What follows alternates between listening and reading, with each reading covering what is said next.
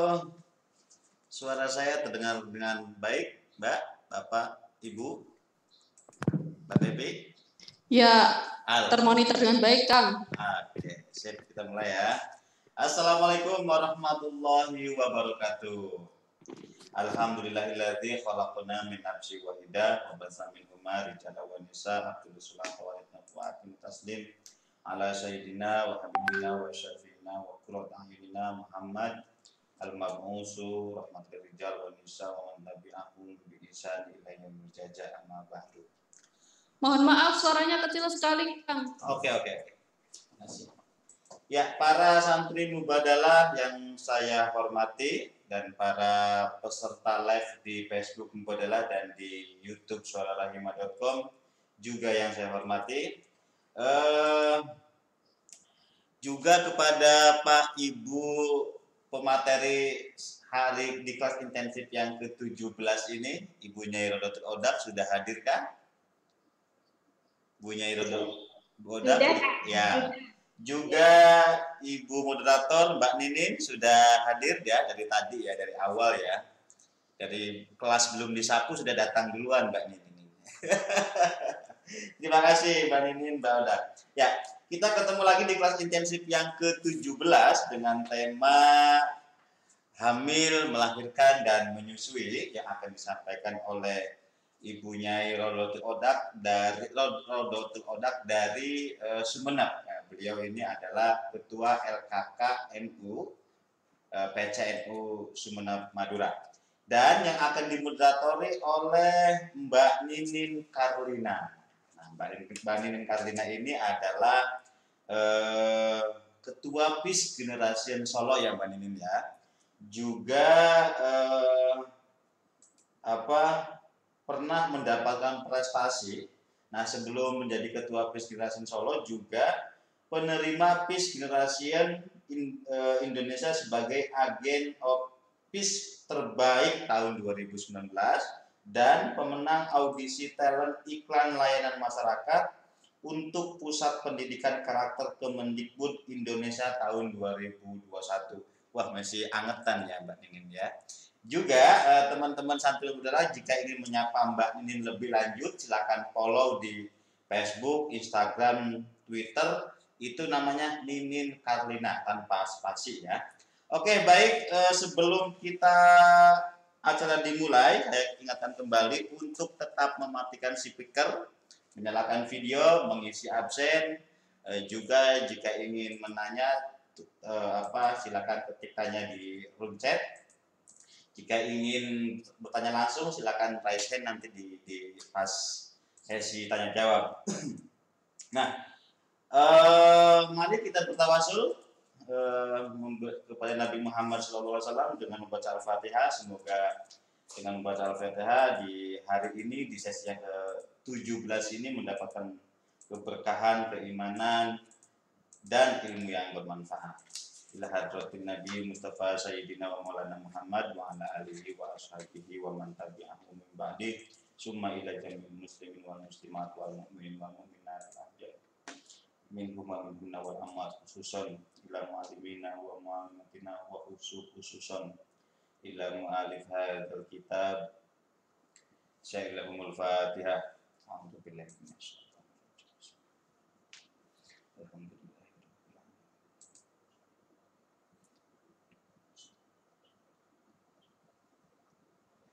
Amin.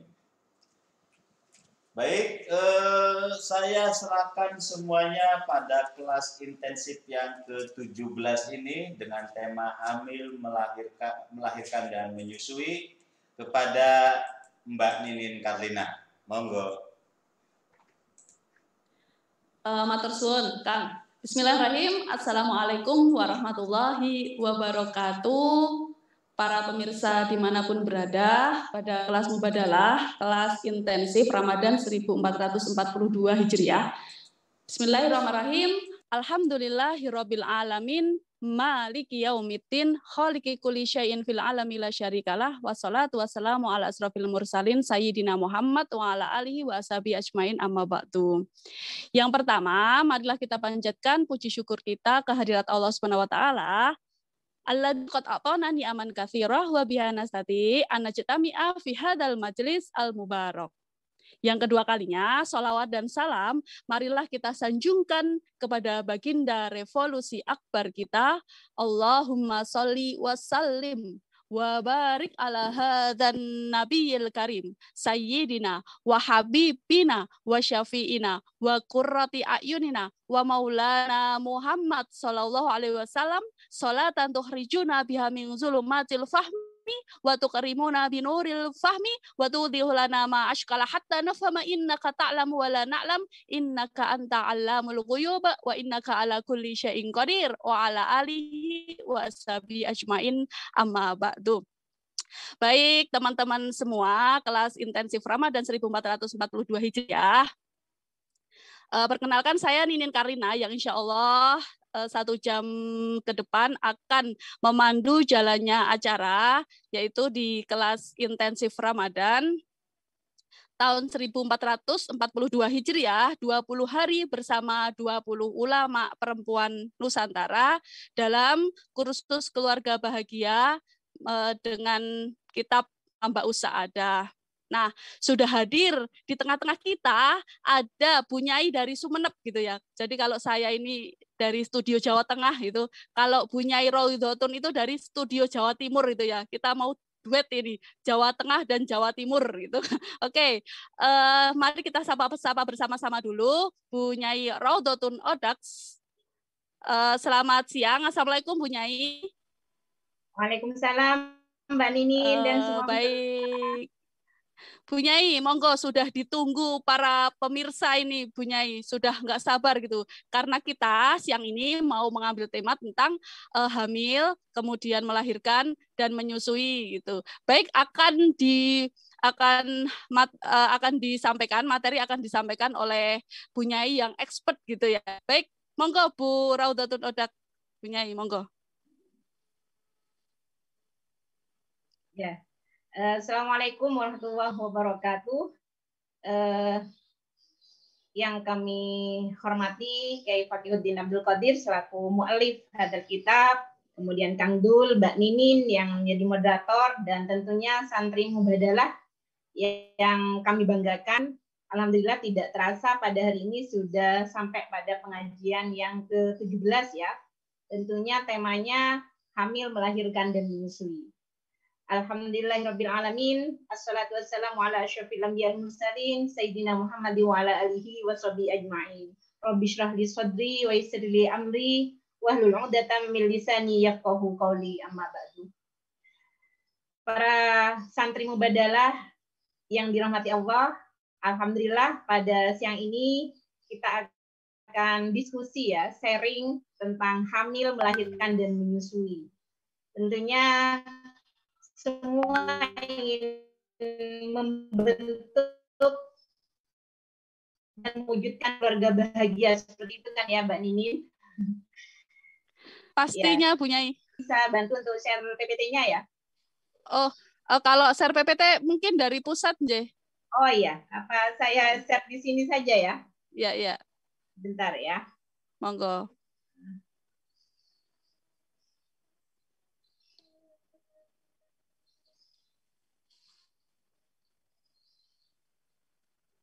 Siap. Ya, baik. Alhamdulillah pada siang ini kita masuk pada kitab Mamba Usaadah halaman 72 sampai 75 seperti itu. Tentunya hamil, melahirkan, dan menyusui ini adalah pengalaman perempuan yang sangat berbeda. Tentunya ini sudah puncak dari istilahnya pernikahan yang sudah dibangun, dan tentunya sehingga perempuan mampu hamil, kemudian juga melahirkan dan menyusui seperti itu. Baik, karena waktunya hanya 20 menit, nanti saya akan coba baca kitab dan juga sesuaikan dengan PPT yang ada. Bismillahirrahmanirrahim. Alhamlu wal wiladatu warrodo'ah. Jadi hamil, melahirkan, dan menyusui.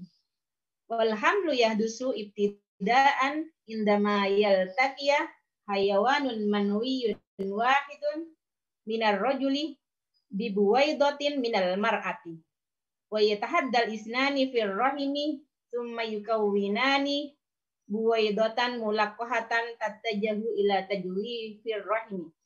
Jadi ini adalah awal mula kehamilan. Artinya bermula dari pertemuan sperma laki-laki dan sel telur perempuan, seperti itu. Di mana sel telur dan sperma ini menyatu ya, berenang di kolam renang seperti itu, dan kemudian akhirnya bisa menjadi proses pembuahan. Jadi artinya sel telur yang dibuahi oleh sperma itu tentunya akan proses menjadi embrio, kemudian juga segumpal darah, daging, dan sehingga menjadi makhluk yang sempurna, seperti itu. Ini makna kehamilan. Kemudian waharihi hiya al-bidayah lil hamli.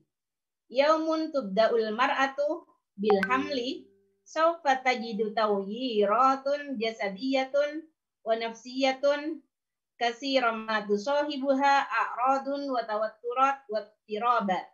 Wal hala hadhihi 'abbar anha al-Qur'an al-Karim wahnan ala wahnin.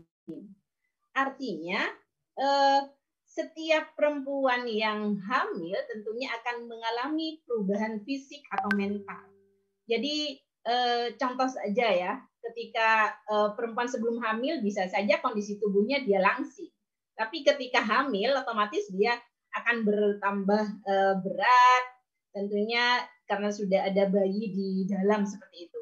Dan juga tentunya orang yang hamil ini seakan-akan mentalnya itu masih ya apa ya? Jadi sebagaimana yang digambarkan oleh Al-Qur'an, wahnan ala wahnin, jadi lemah yang bertubi-tubi seperti itu. Yang mana kadang perempuan ada yang mengalami morning sickness gitu ya. Jadi pagi-pagi sudah mual terus sampai berhari-hari, bahkan sampai trimester pertama dia tidak selesai mualnya. Ini pengalaman perempuan yang seperti ini. Ada lagi yang seakan-akan dia tidak ingin melihat matahari, seperti itu. Sehingga ketika di dalam rumahnya dia hanya menutup horden dan semacamnya. Jadi ini adalah perubahan dan yang itu. Kemudian wa min ajli tawalludi ala hadhil a'radi wa min ajli an takuna al mar'atul hamilu salimatan wa yakunu janinuha aidan saliman. Yang bawi antun syari ayatun khassah min qibalil mar'ah al-hamil nafsiha wa min hauliha min zawjiha wa afradi ailatiha wa min qibalil mujtama'i wa khassatad daulah tasqifan wa tamdidan wa taqwiyatan fi kulli ma yata'allaqu bi sihhatiha wa sihhati janiniha. Artinya dalam kitab ini perempuan yang hamil itu agar selamat, maka dia harus diberi perlindungan. Siapa yang harus memberi perlindungan? Maka yang pertama tentunya adalah orang terdekat, ya suami, seperti itu. Suami dan orang yang ada di sekitarnya. Lah, terkadang kita itu sudah kondisi hamil, tapi ada suami yang tidak paham dengan kondisi kita. Sudah hamil, masih pekerjaan domestik itu seakan-akan adalah milik perempuan, sehingga dia tetap tetap melakukan pekerjaan domestik dengan seabrek waiting list yang sangat banyak, seperti itu ya, mencuci, memasak, kemudian juga bisa sambil mengasuh anak dan hal-hal yang lainnya.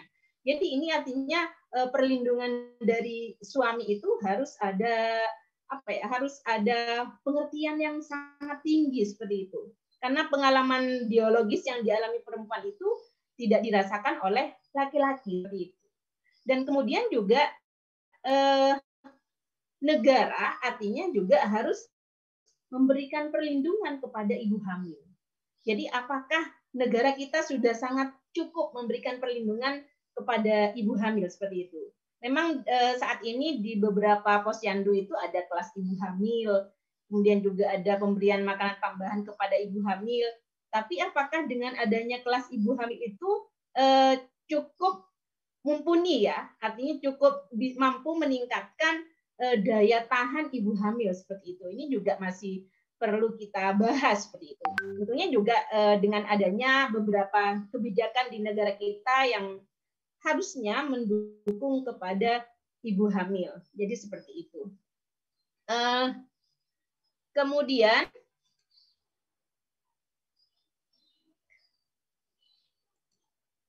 ini sebentar. Jadi pada selanjutnya, jadi ini ilustrasi keadaan hamil dalam Al-Qur'an. Jadi qala ta'ala mu'abbaran an halatil hamili wa wujubi syukril waladi li abawaihi wa khassatan li ummihi. Bismillahirrahmanirrahim. Wa wasainal insana biwalidayhi hamalathu ummuhu wahnan ala wahnin wa fisaluhu fi amaini anishkurli wa liwalidayk ilayyal masir. Wa syukru lil ummil hamil yakunu bitawdiyatiha wizaan saliman munasiban wa bitanas sanudiha madian wa nafsiyan wa siyasiyatan bin nisbah li sahibid daulah.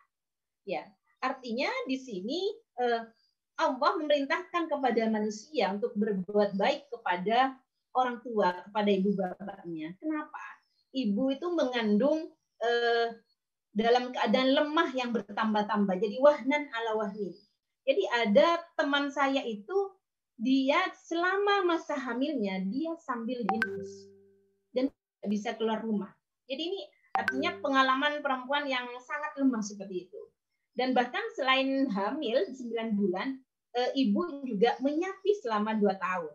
Berarti kurang lebih sekitar 33 bulan perempuan itu dari masa kehamilan, kemudian juga menyusui seperti itu.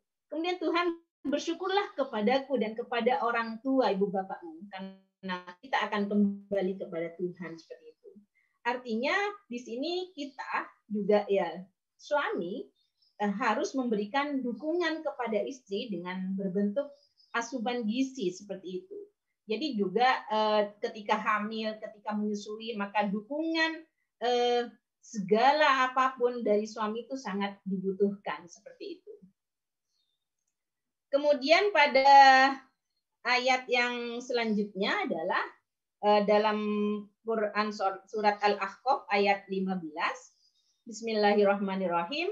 Wa wasainal insana biwalidayhi ihsanan hamalathu ummuhu wa kurha wa wada'athu kurha wa hamluhu wa fisaluhu 30 syahra. Jadi di sini di dalam ayat surat Al-Ahqaf ayat 15 ini, jadi kita diperintah untuk berbuat baik kepada orang tua kita. Artinya mana ibu sudah mengandung kita kurang lebih sekitar 9 bulan, kemudian juga melahirkan dengan susah payah, dan juga menyapihnya kurang lebih haulaini kamilai 2 tahun. Jadi ketika melahirkan, perempuan itu perjuangannya luar biasa. Bahkan banyak perempuan yang meninggal karena melahirkan, seperti itu. Artinya di sini maka orang yang terdekat, jadi lagi-lagi orang yang terdekat itu harus memberikan dukungan sepenuhnya kepada istri yang lagi hamil dan juga melahirkan dan menyusui, seperti itu. Kemudian juga dalam Quran surat At-Tolak ayat 6 sampai 7, Bismillahirrahmanirrahim. Askinuhunna min haitsu sakantum min wujdikum wa la tudarruhunna litudayyiqu alaihinna wa in kunna ulati hamlim amfiku alaihinna hatta yad'na hamlahunna fa in arda'na lakum fa'atuhunna ujurahunna wa tamiru bainakum bima'ruf. Wa in ta'asartum fasaturdi'u lahu ukhra yunfik dzu sa'atin min sa'atihi wa man qudira 'alaihi rizquhu falyunfik mimma ataahu Allahu la yukallifu Allahu nafsan illa ma ataaha sayyi'allahu ba'da usrin yusra. Jadi ini surat At-Tolak ayat 6 sampai 7.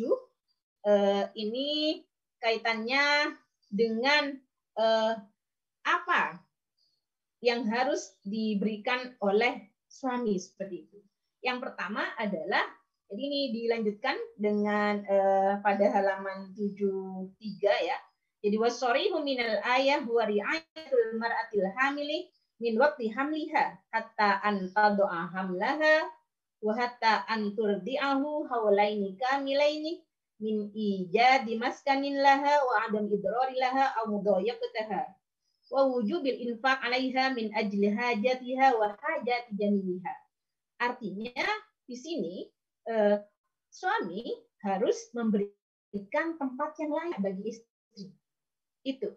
Kemudian yang kedua juga tidak membahayakan atau menyulitkan istrinya. Istri sudah hamil, masih disuruh ngerjakan semua pekerjaan domestik, dan istri juga masih menyusui, masih diperintah dan semacamnya lah. Ini artinya yang harus dihindari seperti itu. Artinya tidak menyulitkan seorang istri seperti itu. Kemudian pada ayat at-tolak yang terakhir itu juga kandungannya ada kewajiban memberi nafkah demi memenuhi kebutuhan diri serta jadinya. Jadi suami itu juga diwajibkan memberikan nafkah kepada istrinya. Artinya sehingga dia ketika hamil dan menyusui, asupan nutrisi, asupan gizi dan semuanya itu terpenuhi seperti itu.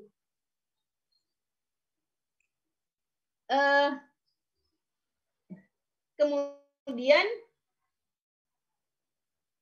Bismillahirrahmanirrahim. Wa tawdhiyatul hamili wa kadal murdi widha'an kamilan wa munasaban amrun muhimun lil wayah hatta yanmu janinuha aw tifluha qawiyan sahihan wa salima. Artinya di sini seorang suami ataupun orang yang terdekat itu harus memberi asupan yang cukup kepada orang yang hamil dan juga kepada orang yang menyusui. Asupan apa? Asupan yang sempurna dan juga sesuai, dan ini akan membantu tumbuh kembang janinnya sehingga janin itu menjadi sehat dan selamat seperti itu. Dan li'annaha al-masdar al-wahid li widha'i janiniha wa 'alaihi yanbawi lil hamili an tahfisa kullal hirsi 'ala tanawulil wada' al-muhtawiyya 'ala jamil anasir al-widha'iyya min hububin wa luhumin wa khadrawat wa fakihat. Artinya asupan gizi yang dikonsumsi oleh ibu hamil itu mengandung dari biji-bijian seperti itu ya, kacang, jadi ya kemudian waluhum dan daging ya, daging sapi, daging ayam, kemudian juga wakhadrawat dan sayuran. Ini sebenarnya apa ya, kadang juga ada kendala sendiri bagi orang yang suka sayuran seperti itu. Kemudian wafakihat dan juga buah-buahan seperti itu. Dan kemudian wa 'alal mar'atil hamili an ta'khudha rahatan munasabatan. Nah, artinya orang hamil ini harus beristirahat yang cukup dari aktivitas yang sangat melelahkan pada dirinya dan juga janinnya. Jadi artinya memang apa ya, pengalaman perempuan itu sangat berbeda. Jadi ada yang dia itu lemah dan bahkan kondisi keluarga tidak memahami dengan kondisi kelemahan dia sehingga dia diperintah untuk kegiatan-kegiatan yang sangat membuat lelah. Maka artinya wanita hamil di sini ya diminta untuk beristirahat yang cukup sehingga nanti kalau sudah istirahat itu maka ini akan meminimalisir terjadinya keguguran atau pendarahan seperti itu. Walaupun terkadang kata-kata istirahat bagi seorang perempuan ini juga menjadi hal yang negatif seperti itu. Artinya, kenapa saya bilang seperti itu? Karena ada teman saya, dia sangat sibuk, kemudian dia tidak hamil, seakan-akan dia tidak hamil karena dia yang sibuk, sudah kamu istirahat saja, jangan terlalu sibuk. Karena kamu sibuk sehingga kamu tidak hamil. Nah ini artinya ya perempuan lagi yang menjadi permasalahan, padahal kan ya belum tentu seperti itu. Kemudian juga wanita hamil ini melakukan relaksasi jiwa Artinya ini untuk menangani tekanan psikis dan juga rasa gelisah yang muncul. Ini mungkin bisa saja terjadi pada orang yang hamil pertama ya, Mbak Ninin. Jadi artinya kalau hamil pertama itu kan masih belum pengalaman. Aduh, ini saya kok mual, ini saya kok punggung sakit, kemudian ya semuanya seperti itu. Maka ini sebenarnya yang dibutuhkan adalah dukungan dari suami dan keluarga terdekat seperti itu. Kemudian yang ketiga juga orang yang tinggal bersama wanita hamil itu menghidupkan suasana rumah yang bahagia dan yang gembira.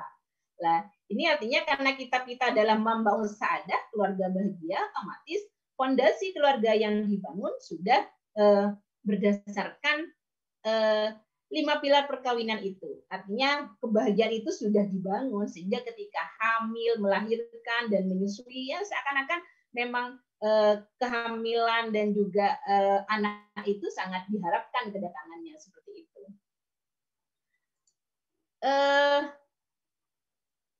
Kemudian yang keempat adalah Bu Nyai mungkin 5 menit lagi. Oh ya siap Mbak ya. Siap. Ya. Kemudian yang keempat di sini juga dikatakan bahwa anta taharraka harakatan khafifatan wa ta'khudhu tamrinan riyadhiyah basyithah. Artinya melakukan aktivitas dan latihan fisik atau olahraga ringan seperti berjalan di ruang terbuka. Nah, ini kadang juga orang sudah pagi ngajak jalan sama suaminya, aduh capek deh, sudah jalan sendiri. Seakan-akan ini hanya pengalaman yang harus diemban perempuan saja seperti itu. Jadi suami seakan-akan tidak peduli ketika mamanya ngajak ingin jalan di ruangan terbuka, ingin olahraga seperti itu. Kemudian juga yang kelima adalah memperhatikan kesehatan ibu hamil dan menyusui adalah tujuan yang sangat penting. Artinya bisa saja kita ada buku pink gitu ya, mungkin entah kalau yang di lainnya jadi buku KIA itu kesehatan ibu dan anak ya, ketika periksa ke bidan atau ke dokter ya suami harus mendampingi seperti itu. Kemudian hal-hal yang perlu diperhatikan ibu hamil dan ibu menyusui. Jadi di sini yang pertama adalah menjaga kesehatan mental. Jadi mental itu sangat kuat ya. Artinya ketika kondisi hamil mental kita down, maka itu akan berpengaruh pada bayi kita. Sama juga ketika menyusui. Jadi barangkali kalau kita mental sudah down, kemudian ingin menyusui, artinya kita sudah punya niatan saya akan ASI eksklusif 6 bulan. Nah ternyata ASI keluar sedikit, nah mental kita tambah down, ya ini bisa saja produksi ASINya tambah berkurang seperti itu. Kemudian juga menjaga asupan gizi, jadi ini yang juga sangat penting, artinya ibu hamil dan ibu menyusui itu memang ya butuh banyak makan seperti itu. Jadi kalau saya waktu menyusui itu, suami saya bisa saja makannya 3 kali, saya malah 2 kali lipat seperti itu. Jadi itu. Kemudian juga menjaga kesehatan secara medis seperti yang tadi, jadi dibawa ke dokter dan pemeriksaan seperti itu. Kemudian kebolehan tidak berpuasa bagi wanita hamil dan menyusui. Jadi di sini di dalam kitab di sini dikatakan bahwa ibu hamil atau wanita yang tengah menyusui itu diperbolehkan meninggalkan puasa bila ia mengalami kepayahan atau akan membahayakan puasa seperti itu. Kemudian juga kalau di sini ada 2 pendapat ya, sebenarnya banyak pendapat yang lain, tapi saya ini klasifikasikan dengan 2 pendapat. Jadi yang pertama, kalau ibu hamil dan menyusui itu tidak puasa itu karena khawatir keselamatan dirinya atau dan juga beserta anaknya, maka ini wajib mengqadha seperti itu. Kemudian juga kalau dia khawatir akan keselamatan anak atau janinnya, maka dia wajib mengqadha dan membayar fidyah. Jadi fidyah ini kalau istilahnya ini kurang lebih 6 on seperti itu ya. Jadi kalau diukur dengan timbangan. Kemudian lah ini suami siaga. Jadi kenapa sebenarnya di kitab ini nggak ada suami siaga ya? Cuman saya hanya memberi ini, jadi pada halaman terakhir itu ya, karena waktu kita sudah ini untuk presentasi, nanti kita banyak diskusi. Pada halaman 75, wayang bawi li zauji ayyusan idza zaujatahu hamil bi ayyatasaqqaf bisaqafatin tibbiyah syihiyah an syu'unil hamli wal wiladah war radha'ah. Fa ya'rifu kaifa yata'amalu ma'aha mu'amalatan sahihatan salimatan wa sha'ibatan. Wa kaifa yasunu ilaiha wa kaifa yamudduha bima tahtajuhu wa hadha tasanut matlubun ala asasi husnil mu'asyarah fil hayati zawjiyah. Artinya suami siaga itu harus memberi dukungan kepada istrinya dengan cara apa? Ya mencari informasi seputar kesehatan bagi ibu hamil, bersalin dan menyusui. Artinya tidak hanya membiarkanlah yang hamil istri, ya biarkan saja dia yang cari info lah. Ini bukan suami siaga dan ini juga bukan santri mubadalah seperti itu. Artinya tentunya kalau suami siaga itu dia akan mencari informasi.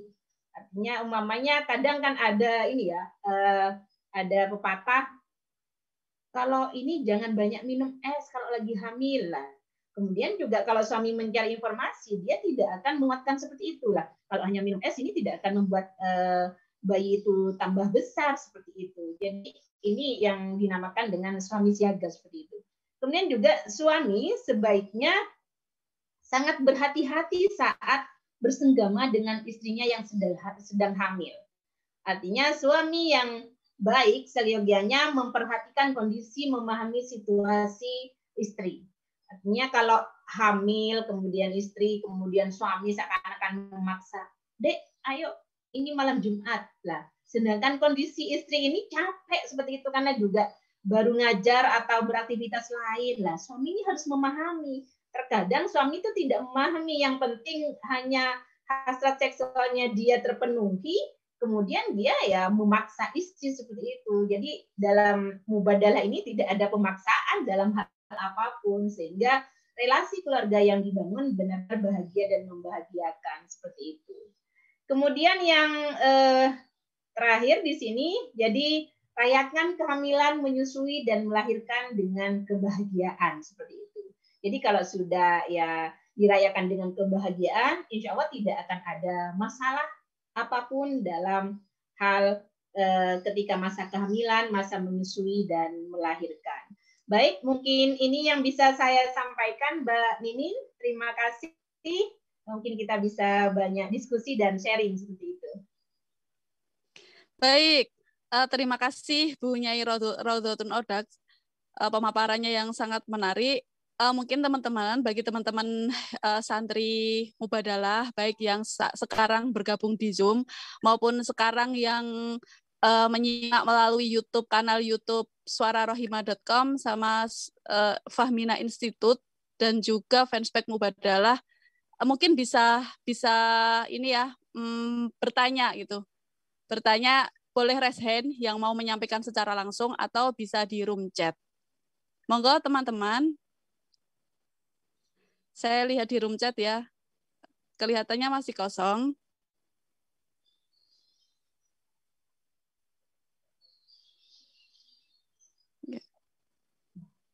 Bisa raise hand J yang mau sharing gitu ya. Atau mungkin ada yang mau sharing tentang pengalaman gitu ya, pengalaman karena ini jelas dialami oleh perempuan gitu. Hamil, menyusui maupun melahirkan itu dialami hanya perempuan gitu. Mungkin sharing hal-hal yang membahagiakan atau sharing hal-hal yang membuat biar memotivasi teman-teman seperti itu.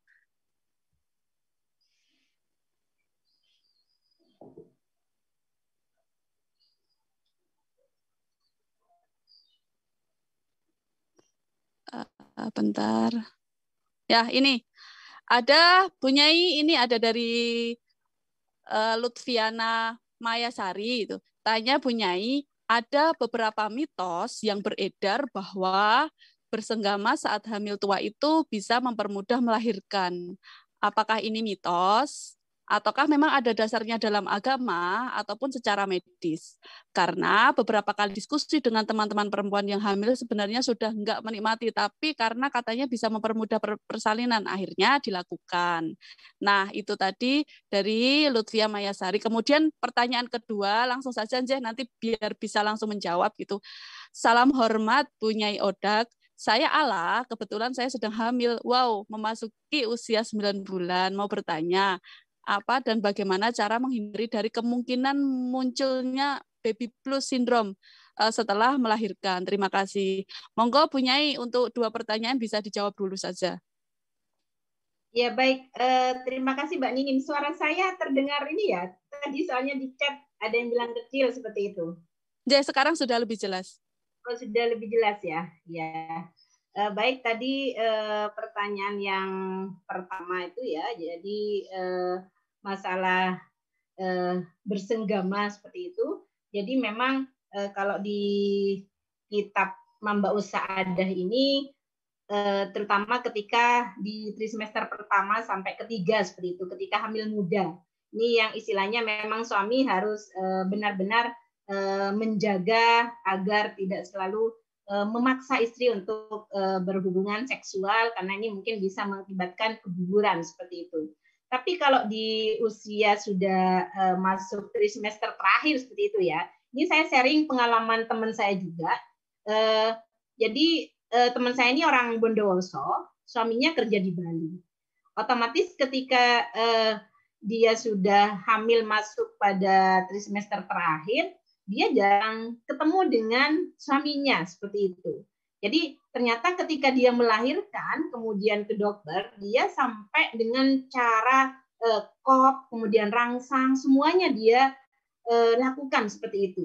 Sampai dia seakan-akan apa ya, mau meninggal gara-gara mau melahirkan dengan berbagai cara apapun dan pada akhirnya dia dioperasi. Ternyata ke dokter menanyakan kepada teman saya, sampai berapa kali berhubungan ketika masuk usia kandungan di usia tua?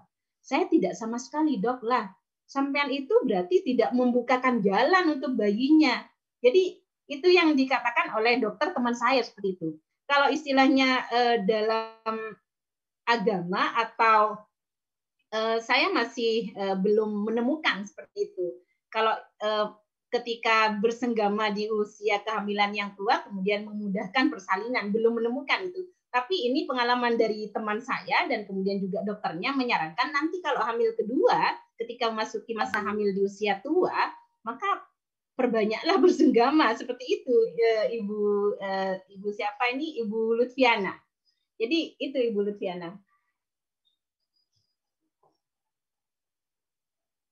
Baik, Ibu Lutfiana, ya bisa diterima ya. Kemudian pertanyaan yang kedua, jadi dari Mbak Ala ini ya, jadi yang sudah hamil memasuki 9 bulan. Jadi cara menghindari dari kemungkinan munculnya baby blues syndrome gitu ya setelah melahirkan. Tentunya ini apa ya sangat dibutuhkan dukungan dari suami dan keluarga terdekat seperti itu ya Mbak Ala. Artinya pernikahan yang dibangun dengan fondasi yang kuat dan juga dengan memperhatikan 5 pilar pernikahan itu ya yang ada di bukunya Kiai Fakih itu. Jadi ada musyawarah seperti itu. Jadi musyawarah itu sangat penting. Jadi ada juga cerita teman itu dia sudah melahirkan sesar, malah ini seakan-akan menjadi gunjingan. Kamu melahirkan sesar banyak menghabiskan dana. Setelah itu kamu nggak bisa memberikan ASI, kamu hanya membeli sufor dan semacamnya lah. Ini adalah pengalaman-pengalaman pahit yang dialami oleh perempuan. Oleh karena itu saya menyarankan pada Mbak Ala, ya artinya kondisi keluarga itu yang bahagia dan membahagiakan itu harus dibangun seperti itu. Jadi merayakan kehamilan dan juga menyambut akan lahirnya sang buah hati itu dengan riang gembira sehingga kita mampu meminimalisir terjadinya sindrom baby blues seperti itu. Jadi itu Mbak Nining. Baik Bu Nyai, itu di chat room masih ada pertanyaan, tapi teman-teman boleh yang langsung bisa menyampaikan, langsung bisa raise hand atau ini ya, ini ngacung gitu. Kemudian saya ingatkan dulu teman-teman, di chat room itu ada link presensi. Bagi teman-teman yang belum presensi, monggo presensi dulu gitu. Baik, saya akan melanjutkan untuk membacakan pertanyaan selanjutnya. Datang dari Zuliani Khalfiah. Nah, izin bertanya Bu Nyai, apa maksud ayat yang menyatakan menyusui dan menyapihnya selama 30 bulan? Kemudian ada Zuhriyah. Salam Bu Nyai, maaf saya tadi telat masuk. Bagaimana tentang fidyah ibu yang menyusui atau melahirkan? Dan bolehkah orang sakit mah atau melakukan fidyah karena tidak kuat puasa? Monggo Bu Nyai bisa langsung memberikan pencerahan terhadap para penanya. Ya, baik. Terima kasih Mbak Minin. Jadi tadi yang ini ya, yang surat Al-Ahqaf ayat 15 itu ya. Jadi wa hamluhu wa fisaluhu salasuna syahron gitu ya, 30 bulan. Berarti ini kalau istilahnya dikurangi dengan masa menyusui haulaini kamilaini 2 tahun 24 bulan, berarti ini masa kehamilan adalah 6 bulan seperti itu ya. Jadi saya masih ini untuk tafsirnya seperti itu. Sebenarnya kalau dikalkulasi itu kan 33 bulan seperti itu ya. Jadi tapi maksud ayat ini adalah berbuat baik, artinya berbuat ihsan kepada kedua orang tua seperti itu. Artinya yang sudah dia mengandung dan juga menyusui.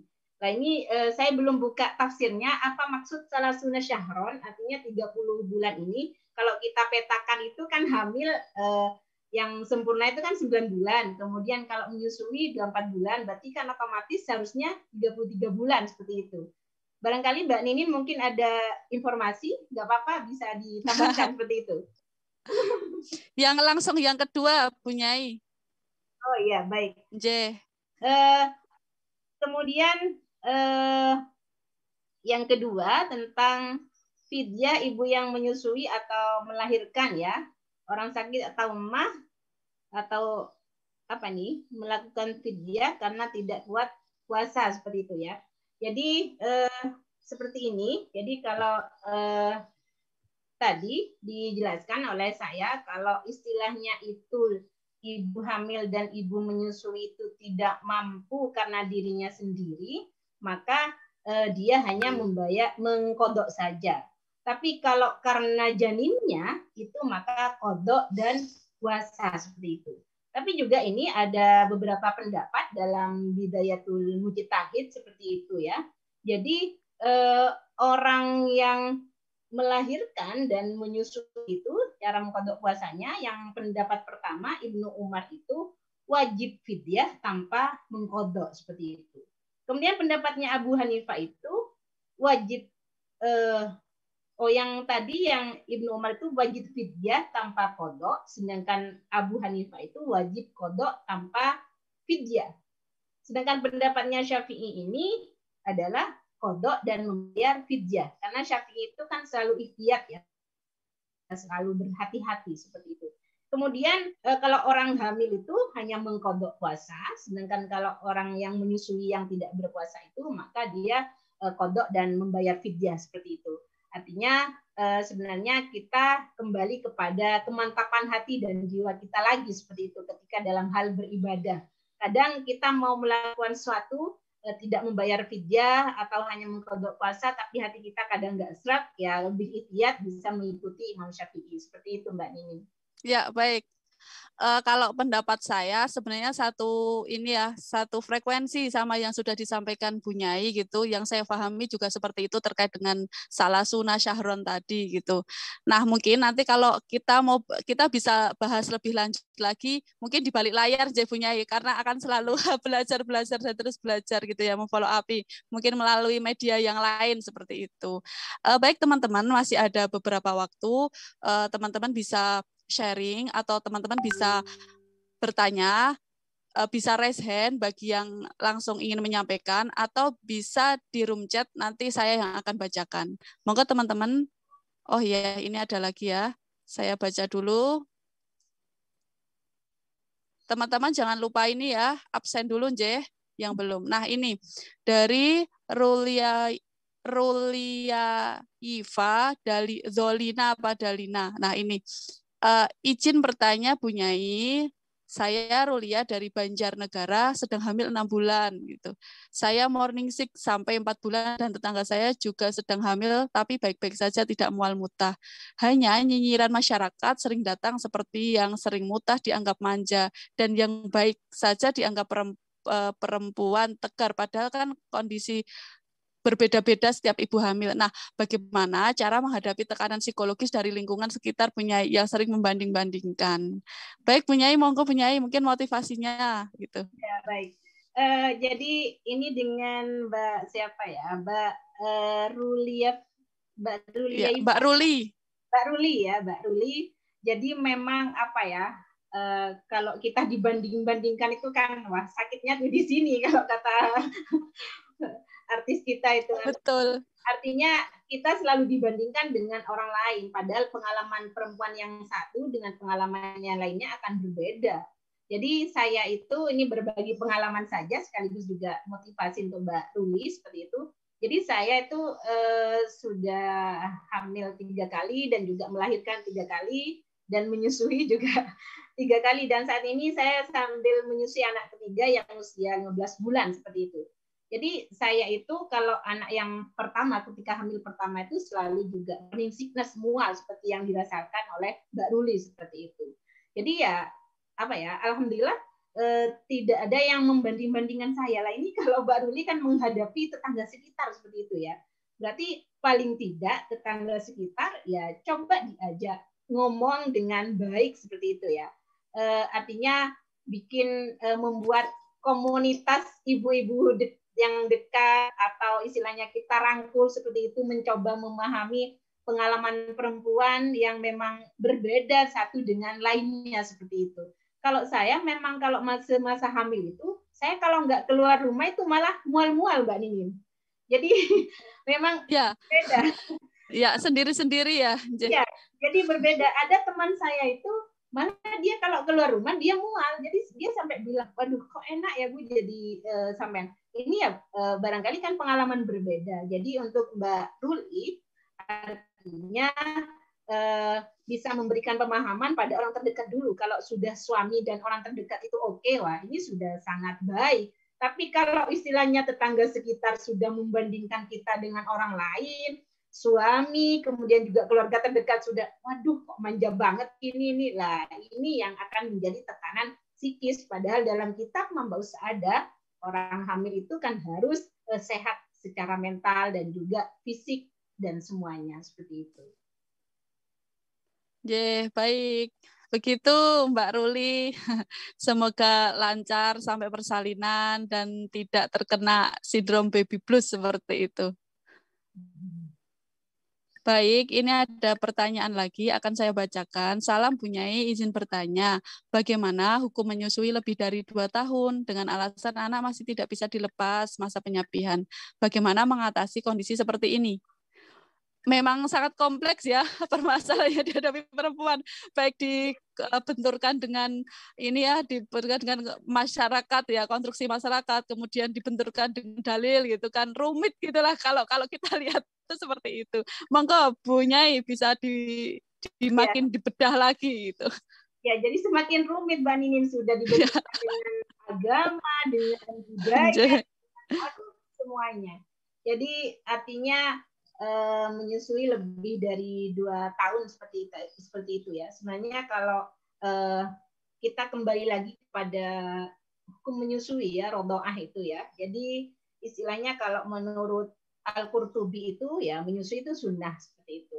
Jadi tidak ada batasan waktu. Walaupun di Al-Quran itu sebenarnya penyusuan yang sempurna itu adalah haulaini kamilaini, 2 tahun. 2 tahun tepat.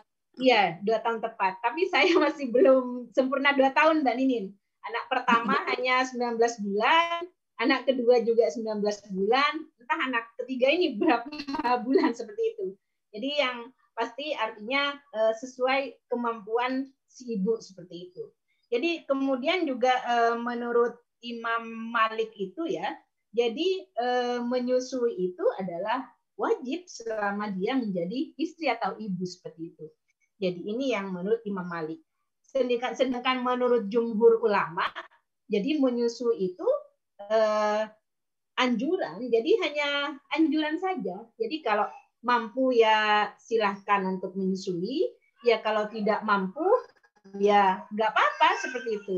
Dan juga bagaimana kalau melewati 2 tahun. Jadi memang banyak, karena kasihan kemudian ketika disapi pasti anaknya itu akan nangis, mama, nenen. Jadi kadang sebagai ibu itu apa ya, rasa kasih sayangnya itu nggak tega seperti itu. Biasanya tidur dikelonin, kemudian tiba-tiba dipisah, akhirnya kita datang lagi ke kamar anak, kemudian kita sapi lagi seperti itu. Jadi kalau dalam teks agama itu tidak ada apa ya, batasan namanya yang saklek kemudian harus 2 tahun harus diselesaikan, dan itu adalah kewajiban, ini tidak ada seperti itu.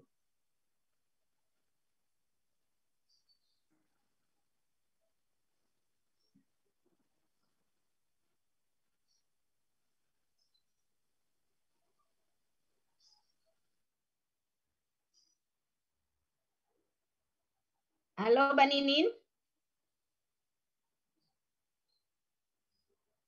Halo. Waduh.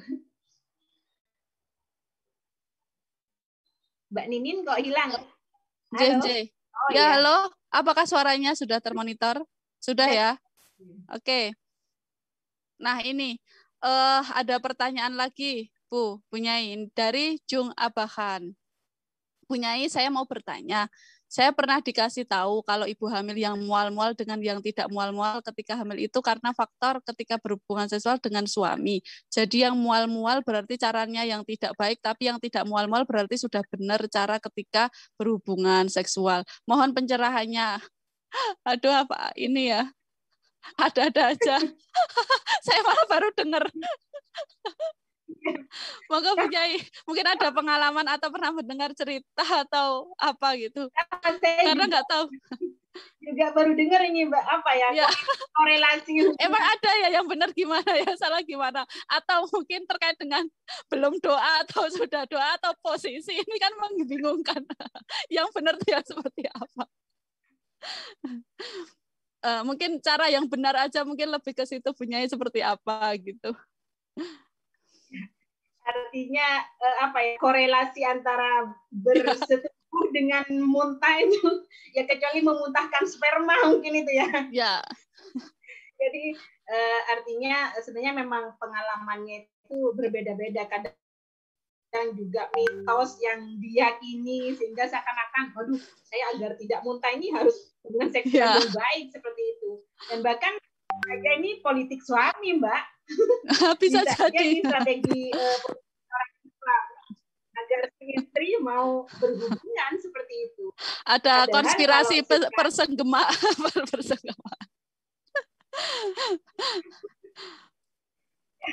Jadi ada konspirasi persetubuhan seperti itu. Jadi apa ya, kalau yang apa ya, kalau antara bersetubuh jima atau senggama itu dengan mual sepertinya ya tidak ada kaitannya seperti itu. Artinya tapi setiap wanita hamil itu pasti akan mengalami morning sickness, walaupun tidak semuanya, walaupun hanya di ketika usia kandungan muda mungkin dia morning sickness-nya hanya sebulan, 2 bulan, bisa seperti itu. Tapi ada yang sampai 9 bulan itu ada Mbak, teman saya. Saya 9 bulan. Ya ini Mbak Nini malah morning sickness-nya 9 bulan, tapi cara senggamanya betul kan Mbak? Itu dia, gimana ya betul? Ya, artinya tentunya dengan bersenggama atau dengan cara yang baik, dan juga ini sudah dibahas ya di kelas intensif mubadalah, artinya tidak ada paksaan, semuanya sama-sama saling rela seperti itu, dan juga intinya adalah saling menikmati seperti itu. Bukan hanya suami yang ingin menikmati kemudian iming-iming kalau saya senggama 3 kali seminggu, nanti ada yang nggak akan mual-mual.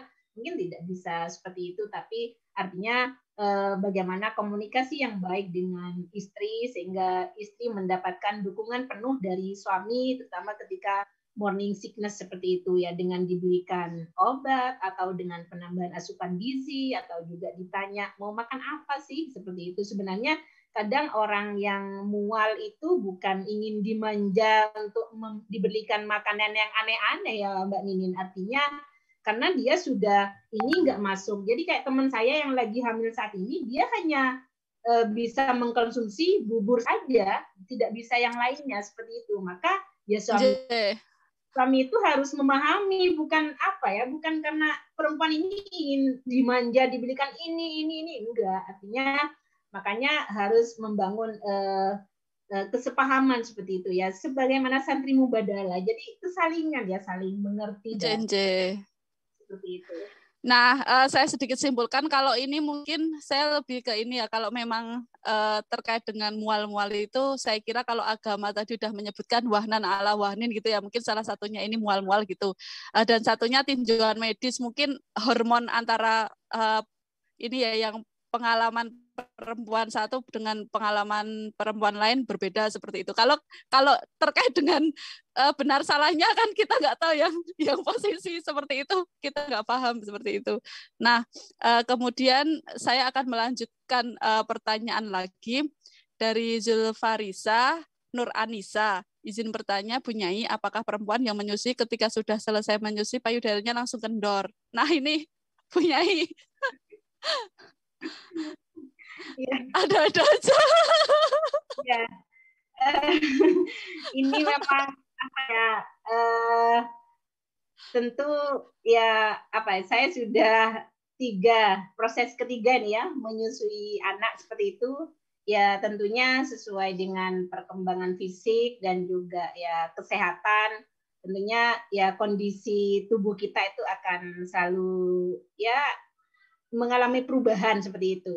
Artinya ya ketika kita muda, kulit kita masih kencang, kinclong dan semacamnya, ya mungkin sedikit lambat laun akan menjadi keriput dan semacamnya. Ya begitu juga dengan payudara, karena sudah yang menyapih itu adalah 3 anak atau bahkan lebih, ya otomatis akan mengalami perubahan seperti itu. Sudah tidak seperti waktu perawan dulu. Jadi itu mungkin Mbak.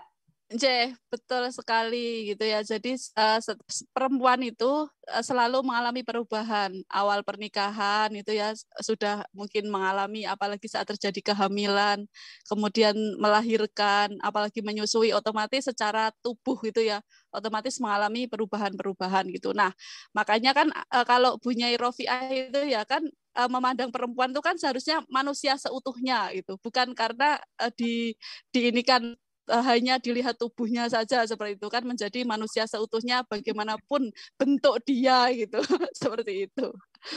Baik, ini ada yang meminta link absen untuk kirim kembali dan sudah dikirim. Teman-teman bisa segera mengisi sebelum kita mengakhiri sesi gitu. Nah, masih ada beberapa menit. Mungkin teman-teman ada yang mau ini ya, bertanya lagi, bisa raise hand gitu. Jadi memang menarik sekali Bu Nyai ini. Kalau terkait dengan kehamilan gitu ya, perempuan yang sudah hamil, yang mual, dibicarakan, yang lama sekali tidak dihadirkan, tidak diizinkan untuk hamil gitu ya. Allah belum memberi juga jadi bahan pembicaraan gitu. Pokoknya selalu dibicarakanlah seperti apapun gitu. Nah, ini ada pertanyaan lagi. Saya bacakan. Nah, izin bertanya, ada beberapa paradigma bahwa perempuan yang melahirkan dengan sesar itu seperti sebuah ketidaknormalan, sehingga seperti jadi momok bahwa perempuan yang melahirkan dengan sesar itu belum disebut perempuan sempurna.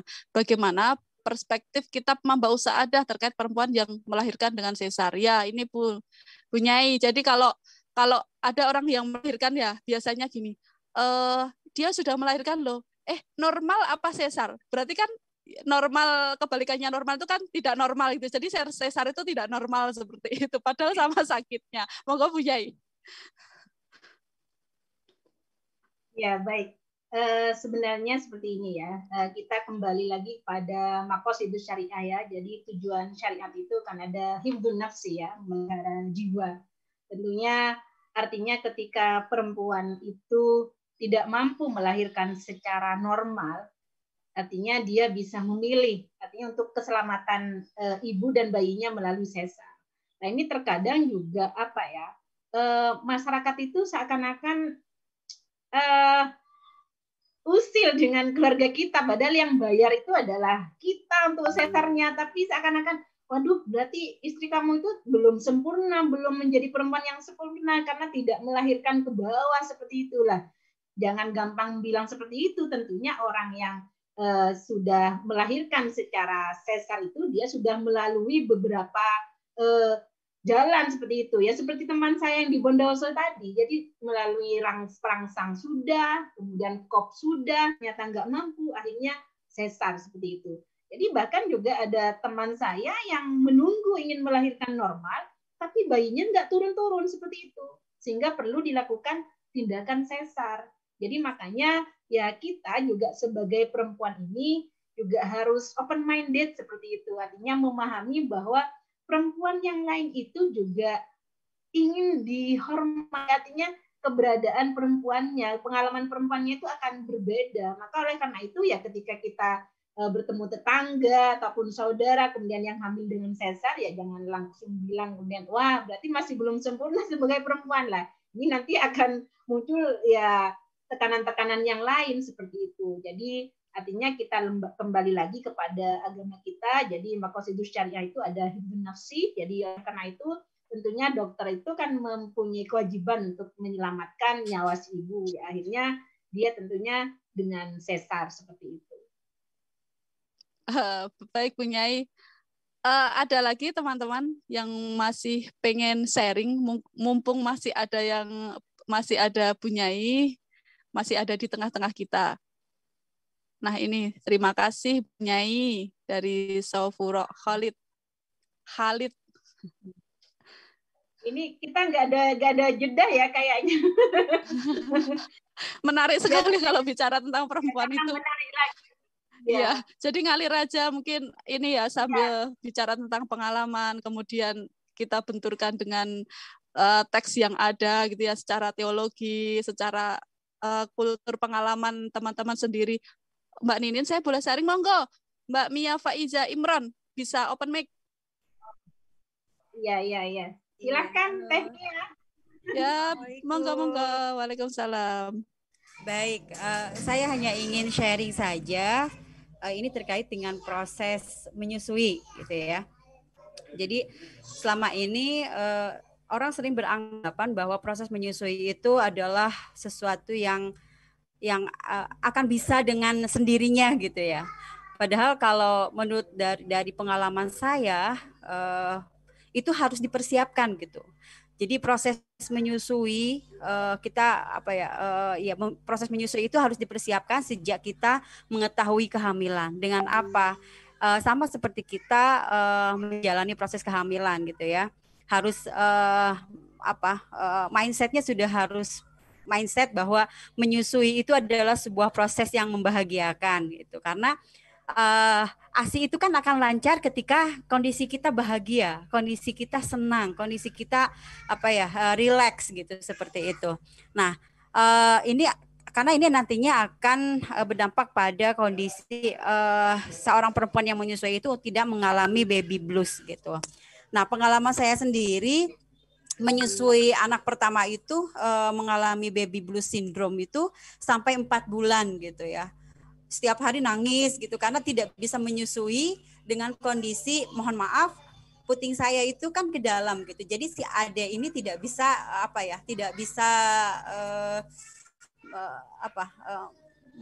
mengemut gitu ya, mengisap gitu, tidak bisa mengisap gitu. Sampai akhirnya bidan menyarankan untuk memakai Nivelsil gitu ya, alat penyambung gitu. Tapi ternyata memakai alat penyambung pun itu tidak secara sempurna bekerja. Akhirnya di bulan pertama ketika cek kembali ke bidan, si adik itu dari 2,9 berat badan pas waktu lahir itu langsung drastis turun menjadi 1,9 gitu. Bagaimana tidak kemudian saya merasa sedih gitu ya, merasa gagal menjadi ibu gitu. Baby blues syndrome itu benar-benar nyata gitu. Ini kenapa? Karena pengetahuan saya tentang proses menyusui itu masih nol gitu. Masih tidak ada tidak ada cukup ilmunya gitu, seperti itu.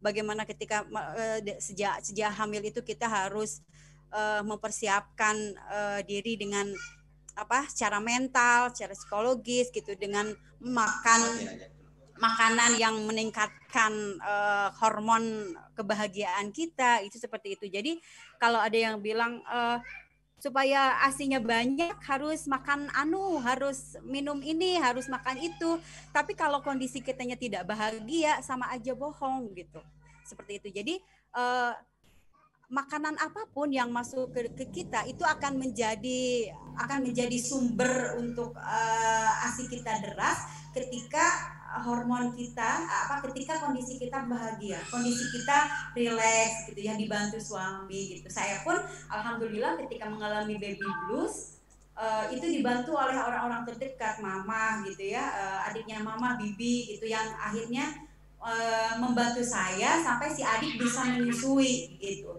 bisa melakukan pelekatan itu dengan bantuan bibi gitu, supaya memang si adik bisa menyusui dengan benar gitu. Akhirnya di bulan kelima alhamdulillah adik meskipun masih tetap dibantu sufor, saya menyusui gitu dengan tetap melanjutkan proses menyusui gitu, sampai akhirnya di bulan ke-8 adik tidak mau sufor dan alhamdulillah mau ASI sampai 2 tahun gitu, seperti itu. Jadi butuh dukungan gitu, butuh dukungan dari semua orang supaya ibu bisa menjalani proses menyusui itu dengan bahagia. Itu aja sih dari saya, Mbak Ninin. Ya, terima kasih Teh Mia. Jadi tadi sama yang disampaikan sama Bunyai Odak. Jadi hamil melahirkan, menyusui harus dengan bahagia. Baik teman-teman semuanya yang masih stay di Zoom dan di kanal YouTube suararahimah.com dan Fahmina Institute.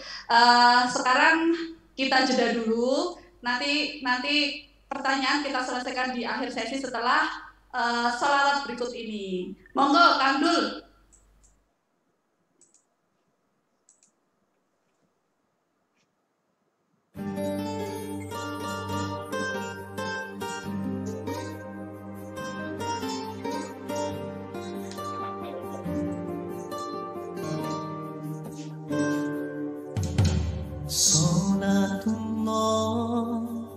Salamullah ala Taha Rasulillah, salatullah salamullah ala Yasin Habibillah.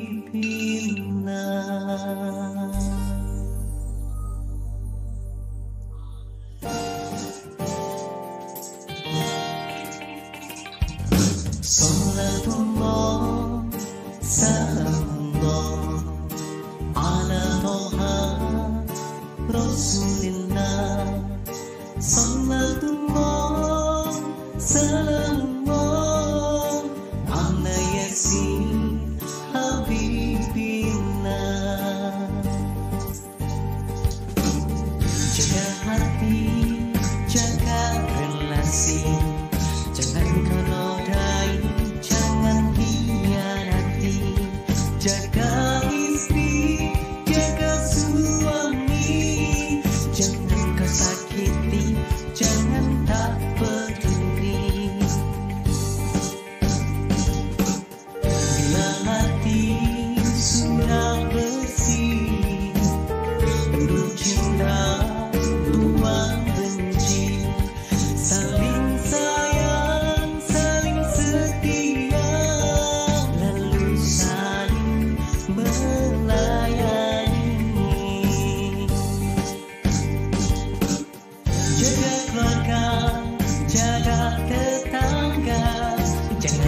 sekalipun susah atau sengsara, jaga bangsa, jaga semesta, saling kasih untuk cinta.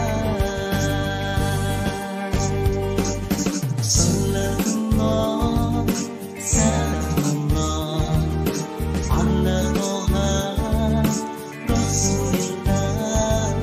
Salatullah, salamullah, ala yasin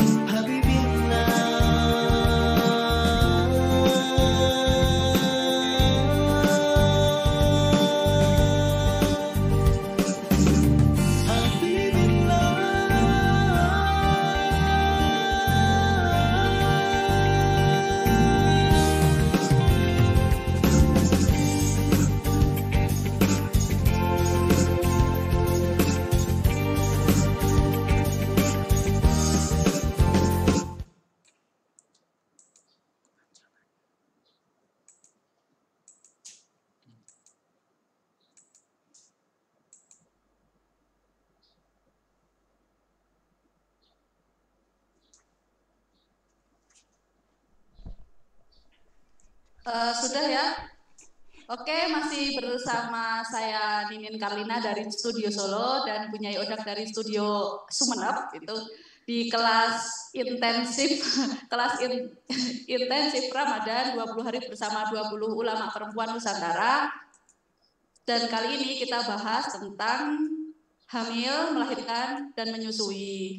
Bunyai tadi masih ada satu pertanyaan di room chat. Ada dua ya. Oke. Nah ini dari Zulfarisa Nur Anissa izin bertanya lagi Bunyai, apakah perempuan yang masih perawan dan yang setelah melahirkan pakaiannya juga ada perubahan seperti sudah tidak rapat lagi begitu Bunyai. Terus habis itu Lutfi Maulida, saya Maulida dari Kabupaten Magelang izin bertanya Bunyai terkait rasa sakit saat melahirkan. Jika menilik teknologi zaman sekarang sudah cukup banyak metode melahirkan yang dapat meminimalisir rasa sakit. Apalagi ketika seorang perempuan yang tengah hamil dan tidak melahirkan lalu meminta kepada suaminya agar memakai prosedur persalinan yang paling minim sakitnya. Kemudian suami atau mertua justru menanggapi bahwa sudah seharusnya rasa sakit itu dirasakan oleh perempuan yang melahirkan. Mertua juga bilang bahwa justru dari rasa sakit saat melahirkan itu berkah dan pahala diperoleh. Sehingga ketika seorang istri yang meminta tolong agar menggunakan prosedur persalinan yang paling minim rasa sakit itu dianggap sebagai perempuan yang hendak menyalahi kodrat dan dianggap tidak berpahala, sia-sia, tidak menjadi ibu seutuhnya. Kemudian kasarannya seperti itu, kalau perempuan melahirkan nggak mau sakitnya ya udah jangan jadi perempuan aja gitu. Bagaimana tanggapan Bunyai atas fenomena tersebut dan bagaimana hukumnya jika perempuan memanfaatkan teknologi dan memilih metode persalinan yang paling minim rasa sakit? Monggo Bunyai. Ya baik, terima kasih Mbak Ninin. Ini ya untuk yang tadi, yang kembali yang tadi itu Mbak, yang Al-Ahqaf ayat 15 dulu. Salatun Syahro itu ternyata sebenarnya yang dikatakan Salatun Syahro itu ternyata memang betul apa yang saya katakan. Cuman saya nguatkan saja, ternyata memang di tafsir Al-Misbah punyanya Prof. Quraish Shihab seperti itu. Jadi masa kehamilan itu diumpamakan minimal 6 bulan. Kemudian masa menyusui adalah 24 bulan, sehingga itu kemudian di ayat itu muncul salatuna syahron seperti itu. Jadi artinya dikuatkan, saya coba cek lagi ternyata memang di Profesor Quraish Shihab di tafsir Al-Misbah seperti itu. Baik, kembali pertanyaan yang siapa Mbak Zulfarisa ya. Jadi ya artinya sebenarnya nyantai saja Mbak, kalau nanti sampean butuh ini ya, butuh jamu perapat lagi bisa calling saya. Madura itu kan terkenal dengan jamunya. Jadi Jamu saya rapat. Iya aja Mbak. Nanti Mbak ini juga boleh nyoba, nggak apa-apa.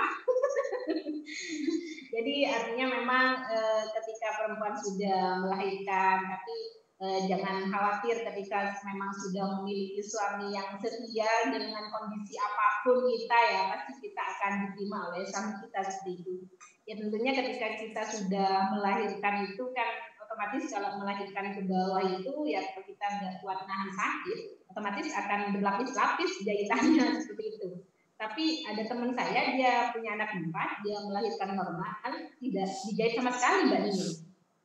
Jadi benar-benar kuat menahan rasa sakit seperti itu.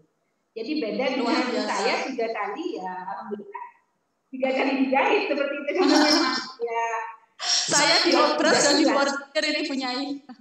Nggak cuma dijahit, tapi diobras sama dibordir. Karena terlalu besar. iya dipercantik lagi seperti itu ya. Baik, kemudian pertanyaan yang Mbak Lutfi ini ya, artinya ketika kita perempuan itu memilih untuk lahir dengan cara yang sangat minim rasa sakit seperti itu ya, ya tentunya ini ya tidak akan menyalahi aturan agama. Kenapa? Karena kan agama saja ya siru wala tu'siru, permudah jangan mempersulit seperti itu. Artinya ketika dia melahirkan memilih dengan cara yang mudah dan gampang dan itu meminimalisir rasa sakit, ya nggak apa-apa. Karena kembali lagi pada maqasidus syariah itu, hibdun nafsi, memelihara jiwa seperti itu, sehingga ini bisa meminimalisir angka kematian ibu seperti itu. Artinya memang kadang ya kita paling nggak harus paham dengan omongan masyarakat. Sebenarnya yang paling dijaga itu adalah orang terdekat kita. Selesaikan orang terdekat kita, insya Allah akan selesai semuanya. Karena saya juga seperti itu Mbak. Artinya tetangga sekitar itu ya, mohon maaf. Jadi saya memang ketika memberikan ASI itu ya, itu saya tetap beraktivitas keluar, tapi saya pakai pumping, kemudian taruh di kulkas. Kemudian saudara-saudara sekitar itu, tetangga sekitar, waduh itu asinya basi kalau ini. Wah, saya yang penting suami dan orang-orang terdekat ini masih selesai bahwa asi perah ini sangat bisa dinikmati oleh bayi yang ada di rumah seperti itu.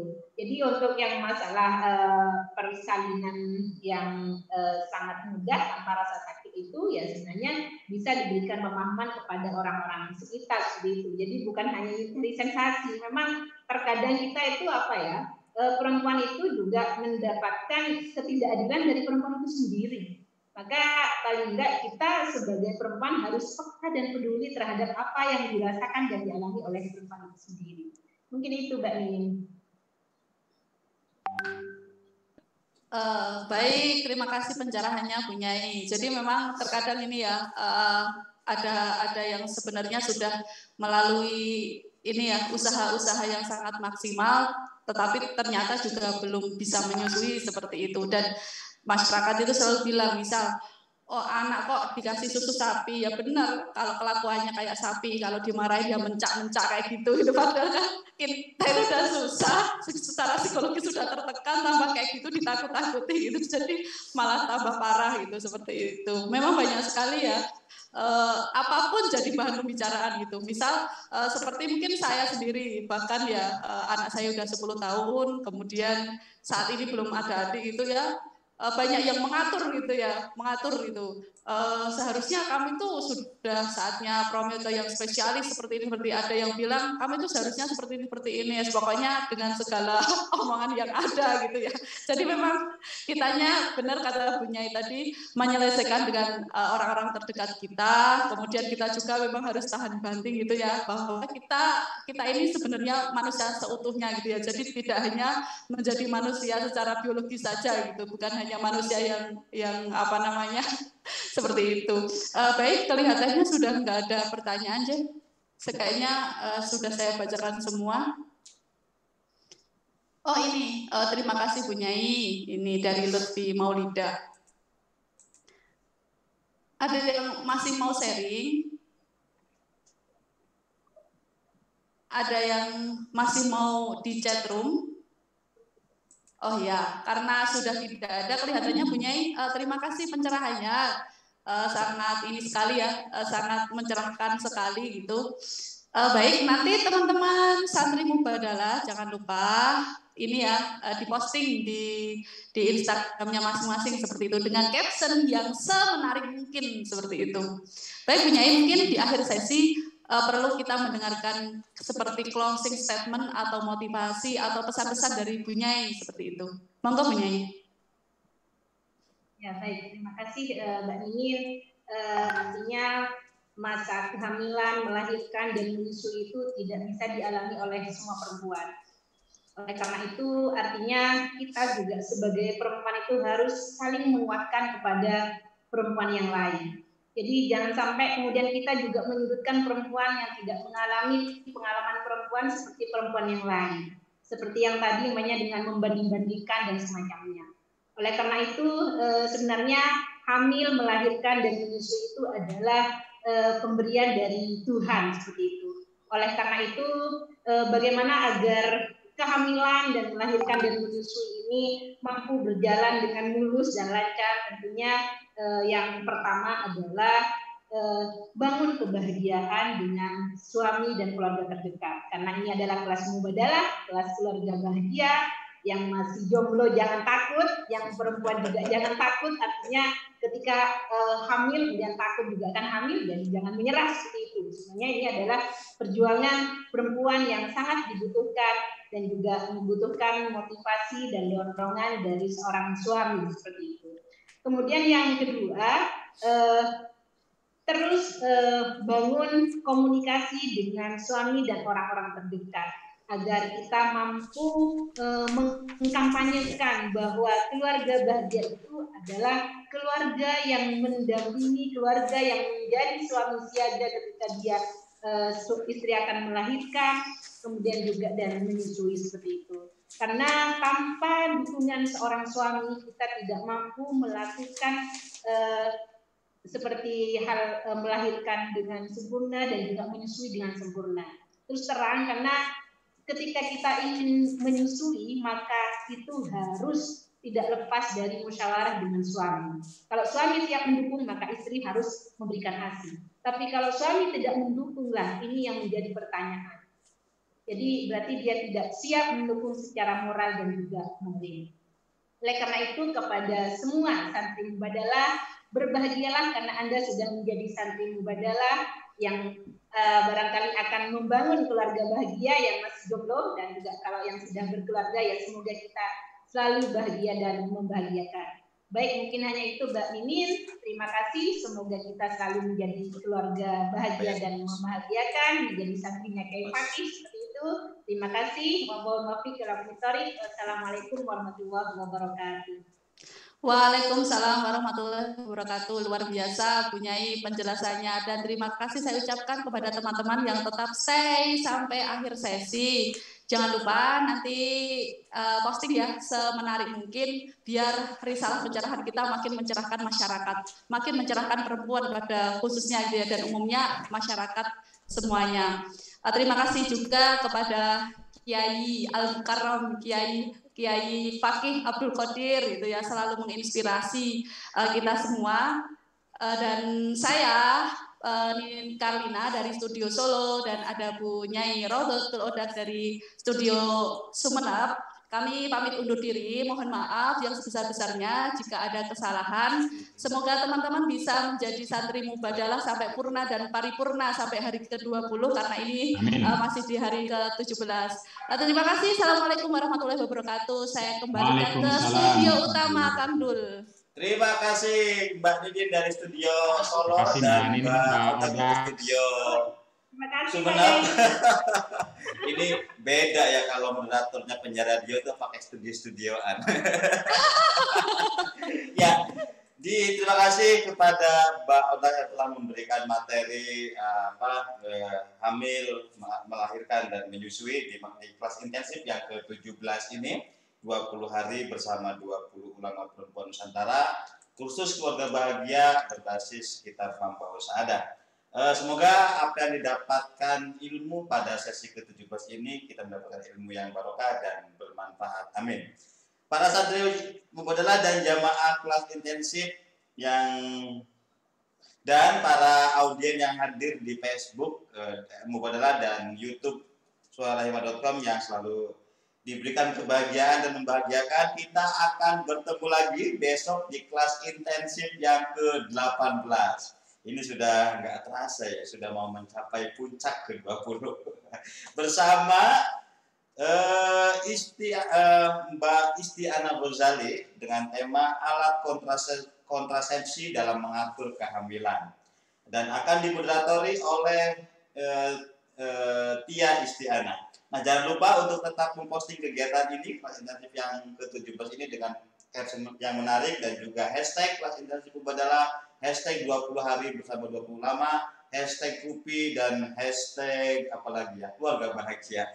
Juga men-tag Facebook, media sosial Mubadalah.id, Suara Rahimah, dan Fahmina Institute. Nah, kegiatan ini terus menggerakkan atas kerjasama Rahimah dan Fahmina dan Mubadalah. Tetap ikuti kami media Mubadalah, YouTube, Facebook, apalagi Instagram dan website. Mari kita membaca surat Asr untuk menutup kegiatan di hari ini. Mulai. Bismillahirrahmanirrahim.